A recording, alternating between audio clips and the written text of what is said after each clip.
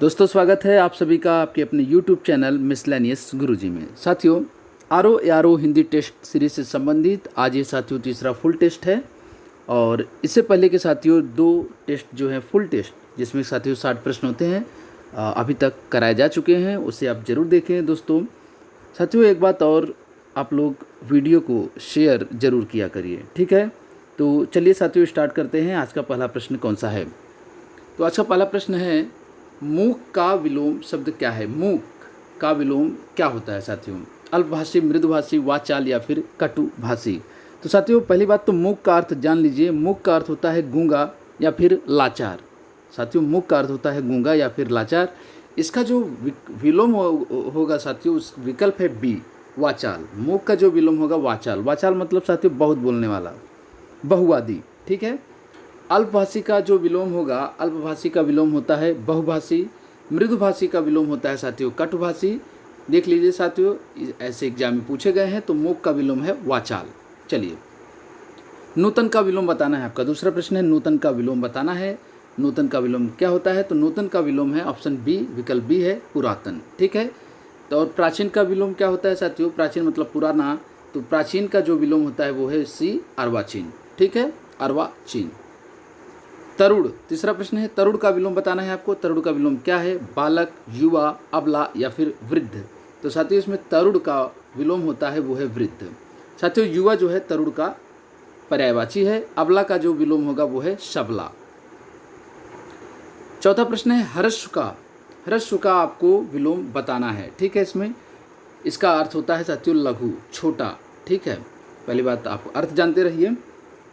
तो इसका जो विलोम होगा वो है ए, दीर्घ।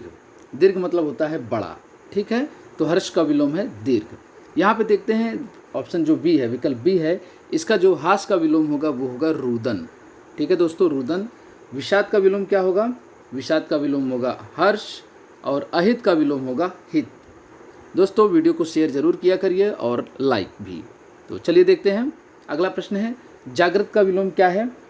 तो जागृत का विलोम है यहाँ पे विकल्प सी है इसका, सुप्त, ठीक है दोस्तों। यहाँ पे देखेंगे जो विकल्प ए है निद्रा। निद्रा का विलोम क्या होगा? जागरण, ठीक है। सुसुप्ति, सुसुप्ति का विलोम क्या होगा दोस्तों? जागृति। क्या होगा? जागृति, जागृति। सुस्त का विलोम होगा तेज। चलिए अगला प्रश्न है, उपेक्षा का विलोम देखेंगे दोस्तों। हम लोग देखेंगे उपेक्षा का विलोम क्या है। तो इसका जो विकल्प है दोस्तों सही वो है ए, अपेक्षा, ठीक है दोस्तों। यहाँ पे जो आपको जानने लायक है कि अवेक्षा का, साथियों आप विकल्प बी देख रहे हैं, अवेक्षा का अर्थ क्या होता है? तो पहली बात बता दूं, अवेक्षा का अर्थ होता है साथियों देखना, ध्यान रखना, ख्याल रखना साथियों, देखभाल करना, देखना। तो अवेक्षा का जो विलोम होगा दोस्तों वो है डी, अनवेक्षा। तो अवेक्षा का जो विकल्प विलोम है वो है अनवेक्षा। उपेक्षा का विलोम है अपेक्षा। संपन्न का विलोम क्या है आपको बताना है। यहाँ पे संपन्न का विलोम क्या है? तो संपन्न का विलोम है, इसका विकल्प है दोस्तों बी, विपन्न। क्या है? विपन्न होता है साथियों। विपद का विलोम क्या होगा? विपद का विलोम होगा संपद, संपद। साथियों विपद का अर्थ होता है विपत्ति, ठीक है। अस्थिर का विलोम होगा स्थिर। अगला प्रश्न है उपचय। उपचय का विलोम क्या है दोस्तों? अपचय, रोपड़, अवनत या फिर अनउर्वर? तो उपचय का विलोम है ए, अपचय। साथियों उपचय का मतलब होता है इकट्ठा या किसी इकट्ठा करना दोस्तों, इसका अर्थ होता है इकट्ठा करना। तो उपचय का विलोम हो जाएगा यहाँ पे अपचय। अवनत का विलोम क्या होगा? अवनत का विलोम होगा साथियों उन्नत, ठीक है। अवनत का विलोम होगा उन्नत। साथियों उन्नत का अर्थ आप जान लीजिए। उन्नत का अर्थ होता है उठा हुआ या आगे बढ़ा हुआ, कोई आगे बढ़ रहा है, उन्नति कर रहा है, लगातार उठ रहा है साथियों, तो उसको बोलते हैं उन्नत। और उन्नत का विलोम होता है अवनत। साथियों रोपड़ का अर्थ क्या होता है? तो पहली बात तो रोपड़ का अर्थ जानेंगे। रोपड़ का अर्थ होता है दोस्तों लगाना, ठीक है, स्थापित करना। और इसका जो विलोम हो जाएगा वो होगा आरोपण। क्या हो जाएगा? आरोपण। अनुर्वर का विलोम हो जाएगा उर्वर, जहाँ खेती की जाती हो, जहाँ फसल उत्पादन होता है, ठीक है। अनउर्वर का हो जाएगा उर्वर। चलिए अगला प्रश्न देखेंगे दोस्तों, ठीक है। अगला प्रश्न देखेंगे, आवृत्ति का विलोम क्या होता है? आपको बताना है साथियों आवृत्त का विलोम क्या होता है, तो उसका सही विकल्प है सी अनावृत्त। साथियों आवृत्त का अर्थ होता है ढका हुआ, ठीक है, तो इसका विकल्प हो जाएगा डी सी अनावृत्त।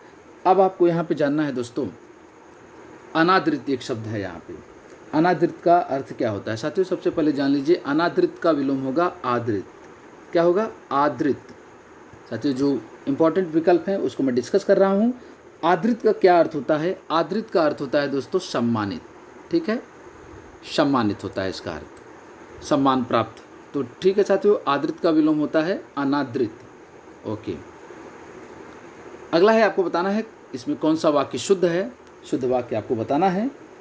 तो इसमें जो शुद्ध वाक्य है, कौन सा वाक्य शुद्ध है, तो ये है दही खट्टा है, विकल्प बी, दही खट्टा है, ठीक है। ये इसका मतलब क्या है दोस्तों, दही खट्टी है क्यों नहीं है, जबकि दही लग रहा है साथियों स्त्रीलिंग है।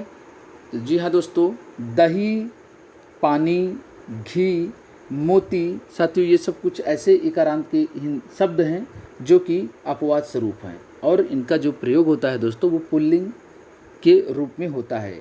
कौन कौन से, पानी, घी, दही, मोती इत्यादि ये सभी जो है साथियों अपवाद हैं, इकारांत शब्द के हैं, लेकिन पुल्लिंग के रूप में इनका प्रयोग होता है, ठीक है दोस्तों। चलिए, तो इसका विकल्प हो जाएगा बी। अगला है गुरु वाक्य, शुद्ध वाक्य चयन करना है आपको इसमें बताना है। गुरु आ रहा है दोस्तों, बिल्कुल गलत है, नैतिकता नहीं है इसमें। गुरु आ रहे हैं साथियों, आपको बताना है गुरु आ रहे हैं, और क्या साथियों एक ही विकल्प है, जी नहीं दोस्तों, यहाँ पे जो विकल्प है वो है सी, गुरु आ रहे हैं। अब आपको साथियों समझना है, ध्यान से देखिए, ये शब्द से देखिए दोस्तों और ये शब्द देखिए, पहले देख लीजिए अच्छे से इसको और इसको देखिए साथियों, गुरु कैसे लिखा हुआ साथियों, इसमें देखिए गुरु और इसमें देखिए साथियों गुरु कैसे लिखा हुआ है। तो साथियों जो गुरु का अर्थ है, ये जो साथियों गुरु का अर्थ है इसका मतलब होता है शिक्षक या अध्यापक, ठीक है दोस्तों। और साथियों आप यहाँ पे जो देख रहे हैं गुरु, ये इसका अर्थ होता है व्यंग्यात्मक रूप में साथियों बोला जाता है, जैसा कि आप लोग अक्सर हम लोग बोलते हैं और गुरु क्या हालचाल है, ठीक है दोस्तों, मस्ती के रूप में बोलते हैं। और जब हम अपने गुरु को बोलते हैं गुरुदेव प्रणाम, तो साथियों यही अंतर है, इस गुरु का प्रयोग व्यंग्यात्मक रूप में किया जाता है, ठीक है। तो इसीलिए दोस्तों विकल्प सी सही है, आप लोग देख लीजिए। चलिए अभी देखते हैं अगला प्रश्न। ऊँटों का आपको रिक्त स्थान की पूर्ति करनी है, फिल करना है कि सही इसमें शब्द क्या यूज किया जाए, क्या प्रयोग किया जाए। तो ऊँटों का काफिला साथियों यहाँ पे होगा, ऊँटों का काफिला जा रहा है, वाक्य में ये शुद्ध रूप है, ठीक है दोस्तों। कारवा यूज नहीं किया जाए साथियों, कारवा का प्रयोग नहीं होगा। कारवा का जो शब्द प्रयोग होता है दोस्तों सामान्यतः वो रेगिस्तान में साथियों, जब यात्री जो चलते हैं, यात्रा करते हैं, उसके लिए कारवा का प्रयोग किया जाता है, यात्रियों से संबंधित होता है, ठीक है दोस्तों। ओके, चलिए अगला देखते हैं। अभी आपको बताना है, एक शब्द बताना है आपको, महल के, ठीक है, महल के भीतरी भाग को किस शब्द से जानते हैं, महल के भीतरी भाग को किस शब्द से जानते हैं, क्या बोलते हैं महल के भीतरी भाग को। तो महल के भीतरी भाग को बोलते हैं साथियों अंतःपुर, ठीक है, अंतःपुर। साथियों गर्भगृह क्या होता है, तो साथियों जो सबसे अंदरूनी हिस्सा होता है साथियों, कोर, उसको बोलते हैं गर्भगृह, ठीक है। साथियों मंदिर में जहाँ भगवान की मूर्ति स्थापित होती है, बीच में साथियों वही होता है गर्भगृह। ओके, चलिए अगला देखते हैं। झगड़ा लगाने वाला मनुष्य को क्या बोलते हैं हम लोग, जो झगड़ा लगा देता है मनुष्य उसको क्या बोलते हैं, अच्छे से जानते हैं दोस्तों हम लोग, उसको बोलते हैं हम नारद जी। साथियों ये झगड़ा लगाते थे एक दूसरे देवताओं के बीच में। शकुनी क्या होता है दोस्तों, शकुनी किसे कहते हैं, शकुनी महाभारत का एक बहुत ही महत्वपूर्ण कैरेक्टर है, पात्र है। शकुनी आप लोग जानते हैं, वो चाल हमेशा चलता रहता है, चौसर एक गेम होता है उसको खेलता रहता है। तो शकुनी का अर्थ होता है चाल चलने वाला। विभीषण, साथियों विभीषण किसको बोलते हैं, रहस्य या भेद बताने वाले को हम बोलते हैं साथियों विभीषण। विभीषण नहीं, अपने भाई का जो एक साथियों गूढ़ रहस्य था, बताया था कि इसको कहाँ पे मारा जाए कि उसकी मृत्यु हो जाए रावण की। तो ठीक है, विभीषण का अर्थ होता है रहस्य भेद बताने वाला। चलिए, तो झगड़ा लगाने वाला मनुष्य होता है नारद। जो छीड़ न हो सके उसके लिए, साथियों जो छीड़ न हो सके उसके लिए सही शब्द क्या है, उपयुक्त शब्द क्या है, अर्थात जिसका क्षय न हो सके, तो उसको बोलते हैं दोस्तों हम लोग सी। ऑप्शन जो सी है, विकल्प सी है अक्षय। जिसका क्षय न हो सके उसको बोलते हैं अक्षय। जिसको मिटाया ना जा सके साथियों उसको बोलते हैं अमिट। अनंत का अर्थ क्या होता है दोस्तों, जिसका अंत न हो। अपार मतलब साथियों बहुत होता है। जिसके सिर पर चंद्र हो अर्थात चंद्रमा हो, उनको हम क्या बोलते हैं दोस्तों, तो उसे हम बोलते हैं चंद्रशेखर। किसके सिर पर साथियों चंद्रमा होता है, भगवान शिव के सिर पर चंद्रमा होता है, उनको बोलते हैं चंद्रशेखर। वो चंद्रमा को धारण करते हैं, ऐसा कहा जाता है। चक्रधर, जो हमेशा चक्र धारण किए रहता है, जिनके हाथ में चक्र होता है, उनको बोलते हैं हम चक्रधर। चलिए अगला प्रश्न देखेंगे। जिसके हृदय में ममता नहीं है के लिए उपयुक्त शब्द क्या है, मर्माहत, निर्मम, क्रूर या फिर निर्दय। तो साथियों बिना ममता के तो हो जाएगा निर्मम। मर्माहत क्या होता है, जिसके हृदय पर साथियों आघात हो गया है उसको हम बोलते हैं मर्माहत, बहुत ही मर्माहत हो गया है वो, तो उसको बोलेंगे हम मर्माहत। चलिए निर्दय, जिसके हृदय में दया नहीं हो, बिना दया का व्यक्ति, उसको बोलते हैं निर्दय। तिलक लगाने में किस अन्न का प्रयोग उपयुक्त होता है साथियों, जो आप तिलक लगाते हैं, चंदन तिलक साथियों होता है, तो किस अन्न का प्रयोग उपयुक्त होता है, चंदन नहीं दोस्तों, तिलक होता है। तो इसमें अक्षत का प्रयोग होता है और यह चावल होता है। ठीक है, चलिए अगला प्रश्न देखेंगे। जिसका जन्म छोटी जाति में हुआ, निचले वर्ण में साथियों, ब्राह्मण, क्षत्रिय, वैश्य, शूद्र, आप जानते हैं, हुआ हो के लिए उपयुक्त शब्द क्या है, तो साथियों इसका उपयुक्त शब्द है सी अंत्यज, इसको बोलते हैं अंत्यज। अंडज क्या होता है साथियों, लास्ट में अंतिम में ज है, अंडज, तो अंडे से उत्पन्न होने वाले को बोलते हैं अंडज। ठीक है साथियों, अंडे से उत्पन्न होने वाले को बोलते हैं अंडज। अछूत, जिसको छुआ न जाए। जिसका उपचार ना हो सके उसको क्या बोलते हैं दोस्तों, जिसका उपचार न हो सके उसको क्या बोलते हैं, तो उसका सही विकल्प है वो है बी, असाध्य। क्या बोलते हैं, असाध्य। साथियों यहाँ पे आप एक ऑप्शन देख रहे हैं, विकल्प देख रहे हैं, दुस्साह्य, जिसकी सहायता बड़ी कठिनाई से की जा सके उसको बोलते हैं दुस्साह्य। श्रम साध्य क्या होता है दोस्तों, जिसका उपचार श्रम से हो, जिसका उपचार श्रम से हो उसको बोलते हैं श्रम साध्य। साधनहीन क्या होता है दोस्तों, साधन से हीन को बोलते हैं हम साधनहीन। अगला है वीर पुत्र को जन्म देने वाली। साथियों वीर पुत्र को जन्म देने वाली वाक्यांश के लिए एक शब्द क्या है आपको बताना है, तो इसका सही विकल्प है दोस्तों सी, वीर प्रसु। वीर प्रसु, वीर पुत्र को जन्म देने वाली को बोलेंगे वीर प्रसु। वीरांगना क्या है, वीर स्त्री, वीर स्त्री को बोलेंगे वीरांगना। जैसे लक्ष्मीबाई थी, बहुत सारी स्त्री हुई है जैसे, लेकिन जो प्रमुख है वो है लक्ष्मीबाई। पुत्रवती, पुत्र को जन्म देने वाले को बोलेंगे पुत्रवती। वीर बहुरी कौन होता है दोस्तों, तो जो बहु वीर हो उसको बोलते हैं वीर बहुरी।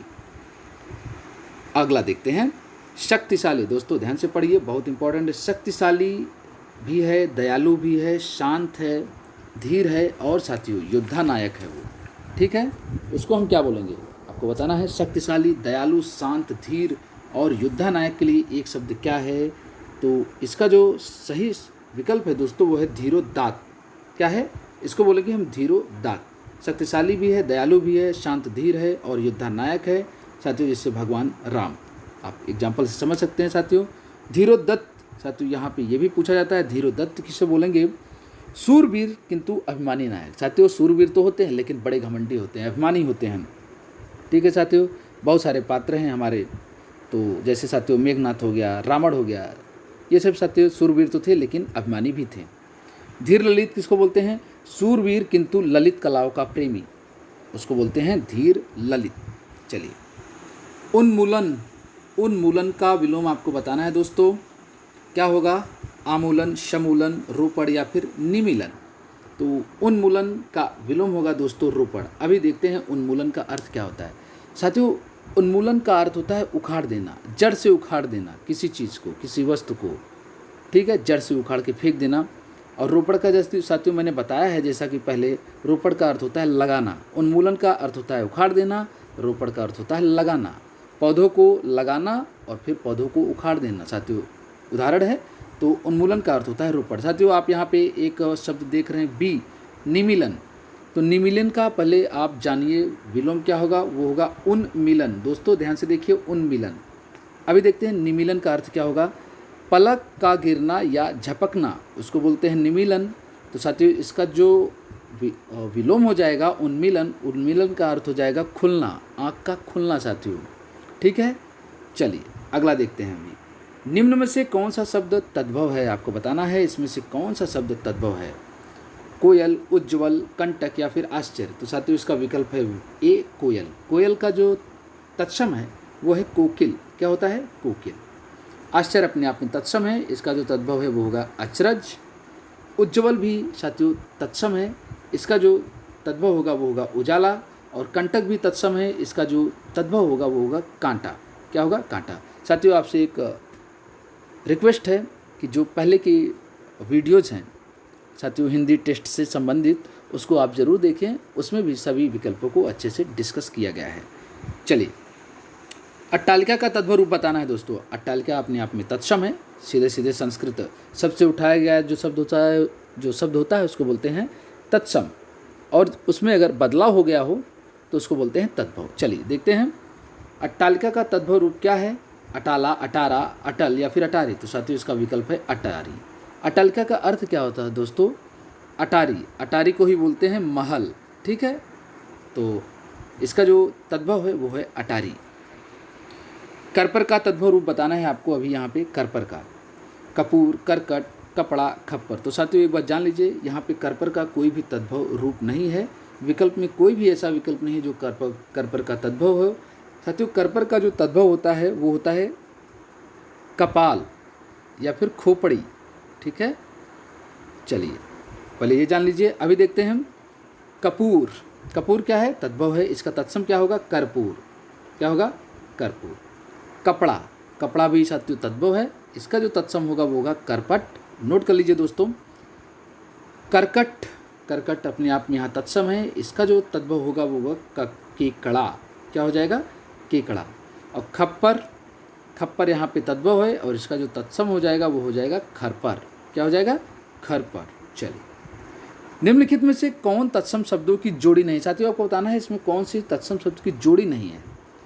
तो यहाँ पे विकल्प ए कर्म भी तत्सम है, विद्या भी तत्सम है। ठीक है, चलिए दोस्तों सही है। सी मत्स्य और मृग। मत्स्य का अर्थ मछली और मृग का अर्थ हिरन, ये भी तत्सम है। सही है दोस्तों। ज्ञान और क्षेत्र, ये भी तत्सम है। दधी, दधी का अर्थ होता है दही। दधी तो साथियों तत्सम है, लेकिन भात यहाँ पे तत्सम नहीं है, ये तद्भव है। भात का साथियों जो तद्भव है, तत्सम है, वो आपको बताना है अब क्या होता है। ठीक है, चलिए अगला। कौन सा शब्द युग्म तत्सम की दृष्टि से अशुद्ध है। साथियों इसमें से कौन सा ऐसा युग्म है जो दोनों तत्सम नहीं है, दोनों युग्म तत्सम नहीं है, आपको बताना है। तृण और दंड। तृण मतलब साथियों तिनका, दंड मतलब डंडा होता है, तो ये सही है, बिल्कुल है। कपाट और एकादश, ये भी तत्सम युग्म सही है। राजपुत्र और शुकर, ये भी तत्सम है। साथियों वत्स यहाँ पे तत्सम तो है, लेकिन परख तत्सम नहीं है। परख का जो तत्सम होगा वो होगा परीक्षा। ठीक है, परीक्षा, तो इसलिए ये विकल्प सही है। करपट का तद्भव रूप कौन सा है, आपको बताना है। करपट का तद्भव रूप आपको बताना है। तो साथियों हमने अभी भी बात की है, करपट का होता है कपड़ा, कपूर का होता है करपट। चूरन का तत्सम शब्द है। चूरन का तत्सम शब्द क्या है साथियों, तो इसका जो तत्सम शब्द है वो है बी चूर्ण। कौन सा तत्सम शब्द नहीं, आपको बताना है। इंदु, मनोज, दिनेश या फिर रात। तो इसका जो सही विकल्प है दोस्तों डी, वो है रात। इसका जो तत्सम होगा वो होगा रात्रि। ठीक है, रात्रि। अगला है तिक्त का। तिक्त शब्द का तद्भव रूप क्या है, तो इसका जो तद्भव साथियों है वो है तीता, अर्थात तीता साथियों। चलिए, जिस विकारी शब्द से संज्ञा की व्याप्ति मर्यादित होती है उसे हम क्या कहते हैं दोस्तों, आपको बताना है। तो उसको बोलेंगे साथियों विशेषण। ठीक है, जिस विकारी शब्द से संज्ञा की, साथियों अगर कोई ऐसा शब्द जो संज्ञा के बारे में बताता है उसको क्या बोलते हैं, उसको हम बोलते हैं विशेषण। अगला है विशेषण शब्द का आपको चयन करना है, आपको बताना है इसमें से विशेषण कौन सा है। ठीक है, सरपंच, प्रपंच, पांचवा या फिर पहुँच। तो साथियों सरपंच यहाँ पे देखिए, सरपंच कोई ना कोई व्यक्ति होगा, इसलिए साथियों ये संज्ञा है, इसलिए विशेषण नहीं है। प्रपंच भी साथियों विशेषण नहीं है। पांचवा आप यहाँ पे देख रहे हैं तो पांचवा विशेषण है। किस तरह का विशेषण है दोस्तों? तो ये क्रमवाचक विशेषण है। क्रमवाचक विशेषण है, पहला, दूसरा, तीसरा, चौथा, पांचवा, तो ये क्रमवाचक विशेषण है। ठीक है। ऋषि संज्ञा शब्द से विशेषण शब्द क्या बनेगा? ऋषि संज्ञा है अर्थात साथियों विशेष्य है, इससे विशेषण शब्द क्या बनेगा आपको बताना है। तो इसका जो विशेषण होगा आपको याद रखना है वो है आर्ष। क्या होगा दोस्तों? आर्ष। चलिए अभी बताना है आपको। व्याकरण की दृष्टि से कौन सा शब्द विशेषण नहीं है साथियों? तो भयभीत, भयभीत अवस्था। साथियों अगर हम इसको समझें, भयभीत अवस्था किस तरह की अवस्था है साथियों? भयभीत की है, तो भयभीत तो साथियों विशेषण हो गया। ठीक है। निर्भीक व्यक्ति, व्यक्ति कैसा है दोस्तों? निर्भीक है, व्यक्ति के बारे में विशेषता बता रहा है इसलिए निर्भीक भी विशेषण है। भीरु, भीरु भी दोस्तों विशेषण है, लेकिन यहाँ पे दोस्तों आप देख रहे हैं भय, भय विशेषण नहीं है, विशेष्य है, तो विकल्प साथियों डी इसका सही है। और भय का जो विशेषण होगा वो होगा भयानक। क्या होगा दोस्तों?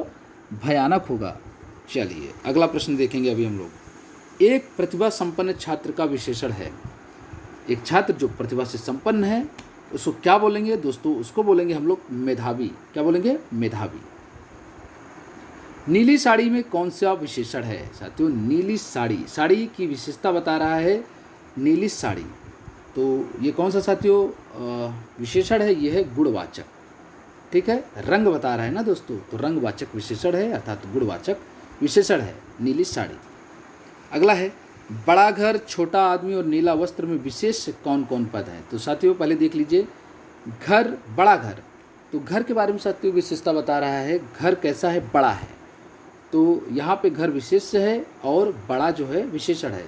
छोटा आदमी, आदमी कैसा है साथियों? आदमी के बारे में बताया जा रहा है भाई आदमी छोटा है, तो आदमी यहाँ पे संज्ञा है अर्थात विशेष्य है। नीला वस्त्र, वस्त्र कैसा है साथियों? तो इसका कलर नीला है, रंग नीला है, तो वस्त्र यहाँ पे विशेष, नीला विशेषण हो जाएगा। तो अभी हम देख लेंगे विशेष कौन कौन से पद हैं। तो साथियों घर, आदमी और वस्त्र ये संज्ञा है अर्थात विशेष्य है। बड़ा, छोटा और नीला दोस्तों ये विशेषण है। चलिए विशेष शब्द बताना है आपको दोस्तों। 40वां प्रश्न है, रामलला, रमापति, बुद्धिमती, स्त्री, सीता, राम, आपको बताना है विशेष। तो साथियों यहाँ पे जो विकल्प ए है, रामलला, ये श्री राम का विशेषण रूप है, भगवान राम का विशेषण रूप है रामलला, इसको आप याद कर लीजिए। रमापति, रमा मतलब लक्ष्मी जी के पति अर्थात विष्णु का विशेषण रूप है रमापति, ये भी विशेषण अर्थात हो गया दोस्तों, तो विशेष शब्द नहीं है। बुद्धिमती स्त्री, तो साथियों स्त्री कैसी है? बुद्धिमती है, तो साथियों यहाँ पे विशेष भी है विशेषण भी है, पूरी तरह से विशेष तो नहीं है, ये भी विकल्प गलत हो गया है। अभी यहाँ पे देखेंगे साथियों विकल्प डी, सीता, राम, सीता भी विशेष है, राम भी विशेष है, इसलिए ये विकल्प डी सही है, सीता, राम। निम्नलिखित विशेषण युग्म, साथियों अभी आपको बताना है विशेष और विशेषण युग्म। ठीक है, एक गलत है, तो पहले देखेंगे साथियों। ताजी रोटी, रोटी संज्ञा है साथियों, रोटी की विशेषता है ताजी, तो बिल्कुल सही है दोस्तों। इसमें से एक गलत को आपको बताना है, पहले हम और दूसरे ऑप्शन डिस्कस कर लेंगे, विकल्प डिस्कस करेंगे। ताजी रोटी, तो साथियों विशेषण में ये गलत नहीं है, ये सही है। भाव विह्वल, भाव विह्वल, तो ये भी सही है साथियों। कर्मनिष्ठ, ठीक है, कर्मनिष्ठ, ये भी विशेषण सही है। सर्वसुलभ, ये गलत है, तो साथियों इसका विकल्प जो हो जाएगा ए, सर्वसुलभ। सर्वसुलभ दोनों ही विशेषण है, सर्व भी साथियों विशेषण है और सुलभ भी विशेषण है। इसका साथियों प्रयोग कैसे करेंगे? सर्वव्याप्त, सर्वव्यापक साथियों, तो यहाँ पे सर्व जो है विशेषण है। सुलभ का कैसे साथियों प्रयोग करेंगे? सुलभ शौचालय, आप लोग देखे होंगे साथियों अक्सर, तो सुलभ शौचालय, शौचालय कैसा है? सुलभ है, तो इसलिए सुलभ भी विशेषण है। चलिए अगला देखेंगे। अभी जीव का पर्याय क्या है? पर्यायवाची बताना है दोस्तों आपको, जीव का पर्याय आपको बताना है। तो चलिए हम देखेंगे, यहाँ पे पहले विकल्प देख लेंगे। पी, रसना, ठीक है, टेस्ट करती है जीभ, क्या जीभ से हम लोग को स्वाद मिलता है, तो रसना। और क्या क्या है? जिह्वा, ठीक है दोस्तों, रसज्ञा, रसज्ञा, ठीक है, रसिका। और एक बात आपको याद रखना, एक शब्द याद रखना है आपको इसके लिए, चंचला, ठीक है, चंचला भी है। अगला है नैसर्गिक का पर्यायवाची है। नैसर्गिक अर्थात जो नैसर्गिक का जो पर्यायवाची है वो दोस्तों विकल्प सी, प्राकृतिक। और कौन कौन सा है? स्वाभाविक, वास्तविक, प्राकृतिक, ये सब नैसर्गिक के पर्यायवाची हैं। सूर्य का पर्याय शब्द क्या है दोस्तों? साथियों पर्यायवाची पे एक वीडियो बना है स्पेशल, उस पर बनाया गया है। 25 शब्द हैं साथियों, बहुत अच्छी तरह से डिस्कस किया गया है, आप उसे ज़रूर देखें। तो सूर्य का पर्याय शब्द क्या है? तो सुधांशु जी नहीं दोस्तों, सुधांशु चंद्रमा का होता है। द्विरथ आपके लिए है, द्विरथ आपको बताना है दोस्तों। त्रिदश ये देवता का होता है। और पतंग साथियों, पतंग जो है ये सूर्य का पर्यायवाची होता है। चलिए सूर्य के और पर्यायवाची देख लेते हैं, कुछ सुन लीजिए। दिनकर, दिवाकर, रवि, भानु, सहस्त्रांशु साथियों नोट कर लीजिए, सहस्त्रांशु, अंशुमाली, अर्क, मार्तंड, ये सभी जो दोस्तों सूर्य के पर्यायवाची हैं। आपको बताना है अभी इसमें विभाकर किसका पर्यायवाची है। साथियों सुन लीजिए, विभाकर किसका पर्यायवाची है आपको बताना है। तो चलिए ठीक है। सी, निम्नलिखित में से कौन सा शब्द सरस्वती का पर्यायवाची नहीं है? वीणापाणी, महाश्वेता, भारती या पद्मा? तो साथियों पद्मा जो है माता लक्ष्मी का है, लक्ष्मी जी का है पर्यायवाची। वीणापाणी, महाश्वेता, भारती, इसके अलावा दोस्तों जो बहुत इंपॉर्टेंट है कर्णिका, कर्णिका, ईला, गिरा, ब्राह्मी। साथियों सुनते रहें, कर्णिका, ईला, वागीशा, गिरा, ब्राह्मी, एक है निधात्री, शारदा, शारदा, ये सभी जो है सरस्वती के पर्यायवाची हैं। चांदनी का पर्यायवाची शब्द नहीं, आपको बताना साथियों चांदनी का पर्यायवाची शब्द नहीं है। चंद्रातप, चंद्र का तप, ठीक है, चंद्रमा का तप मतलब प्रकाश। ज्योत्सना साथियों, इस ज्योत्सना, कौमुदी, ये सभी चांदनी का पर्यायवाची शब्द है। मयंक जो है ये चांदनी का पर्यायवाची शब्द नहीं है, मयंक जो है ये किसका पर्यायवाची? ये चंद्रमा का है, ठीक है। इनमें से एक लहर का पर्यायवाची शब्द नहीं है दोस्तों। तो इसमें मैं बता दूं दोस्तों, वीची, तरंग, हिलोर, इसके अलावा ऊर्मी, आपसे पूछ लेगा ऊर्मी, ये सभी लहर के पर्यायवाची शब्द हैं। लेकिन दुकुल, दुकुल ये लहर का पर्यायवाची नहीं है, ये वस्त्र का पर्यायवाची है, ठीक है, वस्त्र का। कितने सही होंगे दोस्तों आपको कमेंट करके बताना है, ठीक है। जनार्दन किसका पर्यायवाची है? तो जनार्दन जो है ये विष्णु जी का पर्यायवाची है। किसका है? विष्णु का पर्यायवाची है जनार्दन। चलिए अभी देखते हैं दोस्तों, विष्णु का पर्यायवाची है जनार्दन। इसके अलावा हम देखेंगे और कौन कौन सा है। केशव, अच्युत, चक्रपाणी, गरुड़ध्वज, और साथियों एक आपको याद रखना है जलसाई, ठीक है, जल में रहते हैं विष्णु, जलसाई, मुकुंद, गरुड़ध्वज, ये सभी जो है साथियों विष्णु के अन्य पर्यायवाची हैं। विडौला, विडौला पर्यायवाची शब्द है साथियों किसका? तो विडौला जो है बहुत इंपॉर्टेंट है, बहुत ही फेमस है, इंद्र का, इंद्र का पर्यायवाची है विडौला।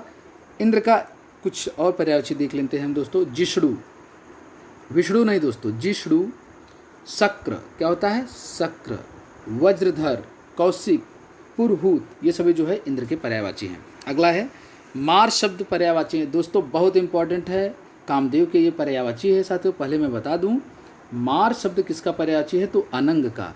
अनंग किसका पर्यायवाची है दोस्तों? तो कामदेव का पर्यायवाची होता है।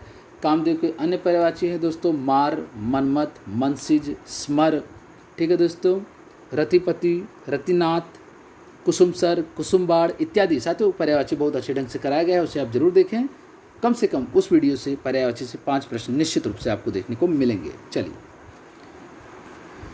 अगला है बगीचा का पर्यायवाची शब्द क्या है? निर्जन, आराम, व्यवजन, कल्पशाल। तो साथियों बगीचा का पर्यायवाची शब्द है सी, आराम, ठीक है, क्या? आराम, आराम करते हैं हम लोग बगीचे में, ठीक है दोस्तों। निम्नलिखित में से कौन सा वाक्य शुद्ध है? देख लीजिए, आप ध्यान से ऑप्शन देख लीजिए, विकल्प देख लीजिए। यह आपकी अनाधिकार चेष्टा है। तो साथियों पहली बात तो यही गलत हो गया, अनाधिकार नहीं होता है, अनधिकार होता है, अनधिकार। तो ठीक है, अभी पूरा विकल्प देख लेंगे साथियों। यहाँ पे भी अनाधिकार, यहाँ पर भी अनाधिकार, तो गलत गलत। अनधिकार जो सही होता है ये अनधिकार होता है, तो इसलिए विकल्प भी सही है, ठीक है साथियों। चलिए शब्दानुक्रम में सही वाक्य है वह गरीब आदमी था। साथियों वह गरीब आदमी था, तो ये गलत है। था वह गरीब आदमी बिल्कुल गलत है, था गरीब वह आदमी बिल्कुल गलत है। साथियों आपको कन्फ्यूजन होगा, वह गरीब आदमी था और वह आदमी गरीब था, तो इसका पहले मैं बता दूं विकल्प सी है, वह आदमी गरीब था। साथियों एक आदमी था, उसके बारे में बताया जा रहा था कि वह गरीब था, ठीक है, आदमी गरीब था, ठीक है दोस्तों। गरीब आदमी था, ये गलत होगा। वह गरीब आदमी था, ये गलत था। कौन सा वाक्य शुद्ध है आपको बताना है। रोगी अपनी कमजोरियों के कारण उठ तक नहीं पा रहा था। तो साथियों इसमें अपनी और तक दोनों यूज हो रहा है, इसलिए गलत है। राजपथ की सड़क से झांकियाँ वापस लौट गई। साथियों ये भी गलत है, क्योंकि राजपथ है अर्थात इसका मतलब सड़क ही होता है दोस्तों। पथ मतलब रास्ता, राजपथ होता है और राजपथ सड़क का प्रयोग यहाँ नहीं करना चाहिए, इसलिए गलत है। शिकारी उस पर गोली चलाई पर वह शेर बच निकला। दोस्तों ये गलत है। शिकारी अगर लिखा होता शेर पर गोली चलाई पर वह बच निकला तब सही होता, इसलिए ये भी गलत है।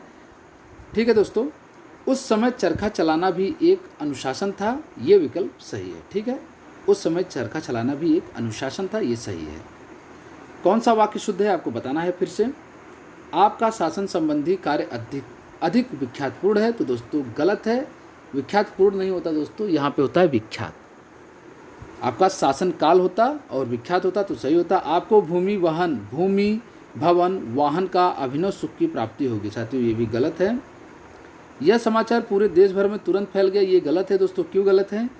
एक तो पूरे लगा है दोस्तों, उसके बाद भर, तो ये गलत है इसलिए। अगला डी है, तुम्हें कल कुछ हो जाए तो मैं कहीं का नहीं रहूँगा। दोस्तों ये विकल्प बिल्कुल सही है। तुम्हें कल कुछ हो जाए तो मैं कहीं का नहीं रहूँगा, ये सही है।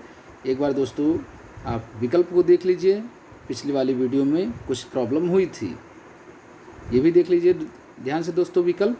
ठीक है, अगला प्रश्न है, सुसंगत शब्द प्रयोग में कौन सा वाक्य सर्वाधिक उपयुक्त है। दुष्ट को सजा मिलनी चाहिए, अपराधी को सजा मिलनी चाहिए, अशिष्ट को सजा मिलनी चाहिए या फिर शत्रु को सजा मिलनी चाहिए। ठीक है दोस्तों, लगभग सिमिलर हैं, लेकिन जो सर्वाधिक उपयुक्त अगर पूछा गया है याद कर लीजिए, अपराधी को दोस्तों हम लोग अक्सर पढ़ते रहते हैं, अपराधी को सजा मिलनी चाहिए, ये सर्वाधिक उपयुक्त है। कौन सा वाक्य शुद्ध है आपको बताना है दोस्तों। देख लीजिए, पहले यहाँ पे देख लीजिए, शुद्ध बताना है। अब चलिए ऑप्शन विकल्प पूरा अच्छे से देख लीजिए आप। शरतकालीन दिनों में चंद्रमा की शोभा देखने योग्य होती है। ठीक है दोस्तों, शरत काल के दिनों में चंद्रमा की शोभा देखने योग्य होती है। शरत काल में चंद्रमा की शोभा देखने योग्य होती है। तो साथियों इसका जो विकल्प है वो है सी, शरत काल में चंद्रमा की शोभा देखने योग्य होती है। अगला है, इनमें से कौन सा वाक्य अशुद्ध है। साथियों आपको बताना है वह शुद्ध, ध्यान से देख लीजिए, वह शुद्ध बताना है। देख लीजिए, हर एक खिलाड़ी मैदान में पहुंच गए दोस्तों, तो ये गलत है। हर एक खिलाड़ी मैदान में पहुंच गया। साथियों गया होना चाहिए, क्योंकि एक वचन हो जा रहा है, एक लग जा रहा है, तो गया होना चाहिए। सड़क पर बहुत भीड़ है। ठीक है दोस्तों, सड़क पर बहुत भीड़ है। अध्ययन के लिए अच्छी पुस्तकें आवश्यक हैं। साहित्य और संस्कृत का गहरा संबंध है। साथियों गहरा गलत है, यहाँ पे घनिष्ठ संबंध होता है। ठीक है, ये भी गलत है दोस्तों। सड़क पर बहुत भीड़ है, अध्ययन के लिए अच्छी पुस्तकें आवश्यक हैं। तो ठीक है दोस्तों, इसका जो विकल्प है वो है बी, सड़क पर बहुत भीड़ है। ठीक है, सड़क पर बहुत भीड़ है। दोस्तों यहाँ पे कुछ कन्फ्यूजन लग रहा है साथियों, क्योंकि बहुत भी है और भीड़ भी है। तो चलिए इसको बाद में देख लेंगे। आप कमेंट में करके बताएं दोस्तों, आप कमेंट करके बताएं इसका कौन सा होगा। कौन सा वाक्य शुद्ध है आपको बताना है। आइंस्टीन के पास विलक्षण बुद्धि थी। ठीक है, आइंस्टीन के पास विचित्र बुद्धि थी। साथियों गलत है। आइंस्टीन के पास अलौकिक बुद्धि थी। साथियों अलौकिक का अर्थ होता है जो लौकिक ना हो, जो पृथ्वी से संबंधित ना हो। साथियों ये भी गलत है, बिल्कुल नहीं थे ऐसा। आइंस्टीन के पास दैवी बुद्धि थी, ये भी गलत है। तो साथियों आइंस्टीन के पास विलक्षण बुद्धि थी, ये सही है। ठीक है, चलिए सिंह शब्द का तत्सम रूप बताना है। आज का अंतिम प्रश्न है दोस्तों, सिंह शब्द का तत्सम रूप बताना है। तो इसका जो तत्सम है दोस्तों श्रृंग। ठीक है साथियों, ये सही है दोस्तों। ये क्यों गलत है। अगर आप साथियों पूरा श्र लिख रहे हैं और उस पर री लगा रहे हैं तो बिल्कुल ये गलत होता है दोस्तों। आधा श्र, ठीक है, उसके बाद री अगर प्रयोग कर रहे हैं तब वो सही है। इसलिए इसका जो विकल्प है दोस्तों सी, वो बिल्कुल सही है। ठीक है, ये सही है। तो दोस्तों आज का ये अंतिम प्रश्न था। अगर आपको ये वीडियो पसंद आया है दोस्तों तो इसको लाइक करिए, वीडियो को दोस्तों शेयर किया करिए और चैनल को भी सब्सक्राइब करिए। ठीक है दोस्तों, कल फिर मिलते हैं। Thank you.